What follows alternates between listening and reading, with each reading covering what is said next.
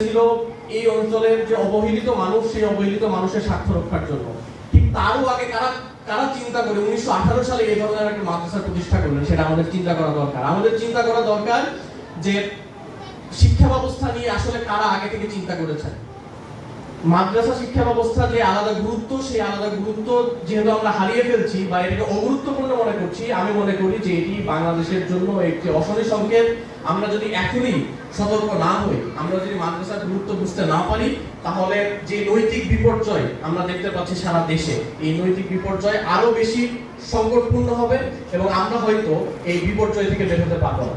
এই কারণে প্রত্যেকের ভিতরে একটা প্রবণতা লক্ষ্য করা যায় যে আমরা মাদ্রাসার যে পড়াশোনা, সেই পড়াশোনাকে আমরা অবহেলার চোখে দেখি। আমরা দেখি যে এখানে দাখিল পাস করে বের হয়ে যাবো, আলিম পাস করে বের হয়ে যাবো। আমি আপনাদের প্রতি অনুরোধ করব যে প্রত্যেকটা জায়গা থেকে ভালো করার সুযোগ আছে।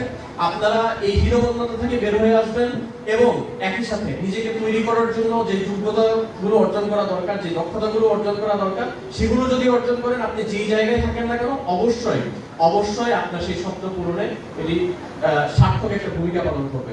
একই সাথে যে কথাটি আমি বলছিলাম যে মাদ্রাসা শিক্ষা ব্যবস্থার যে আলাদা একটা গুরুত্ব, এই গুরুত্বটা যাতে সর্বপ্রথম আমরা উপলব্ধি করি এবং একই সাথে দৃঢ়তার সাথে, সাহসিকতার সাথে যাতে মাদ্রাসা শিক্ষা ব্যবস্থার এই গুরুত্বটা সবার কাছে পিচ করতে পারি, আমরা সবার কাছে প্রচার করতে পারি, এই আহ্বান আপনাদের প্রতি থাকবে। প্রিয় উপস্থিতি, আমি আপনাদের কাছে দোয়া চাই বিভিন্ন কারণে। প্রথম কারণ যেটা, সেটি হচ্ছে যে আমরা যে জায়গায় আছি সেই জায়গা থেকে পদস্খলন হওয়াটা খুবই স্বাভাবিক এবং এই জায়গায় অনেক বেশি প্রলোভনের জায়গা, অনেক বেশি নষ্ট জায়গা আমি বলবো, যে জায়গাটা সবাইকে দেখিয়েছি যে সুন্দর ক্যাম্পাস করার, সুন্দর শিক্ষা প্রতিষ্ঠান করার, শিক্ষা নিয়ে কাজ করার যে স্বপ্ন আমরা দেখিয়েছি সবাইকে, সেই স্বপ্ন যাতে আমরা বাস্তবায়ন করতে পারি।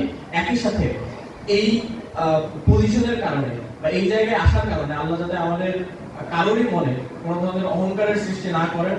অহংকার দেখানোর মাধ্যমে পরীক্ষা বা কোনো ধরনের এই পজিশনের মাধ্যমে কোনো পরীক্ষামূলক কোনো পরিস্থিতিতে যাতে না ফেলেন, বরং আমাদের কাজগুলো যাতে সহজ করে দেন, এই দোয়া চেয়ে আমি আমার কথা শেষ করছি। সকলের প্রতি কৃতজ্ঞতা জানিয়ে আসসালামু আলাইকুম।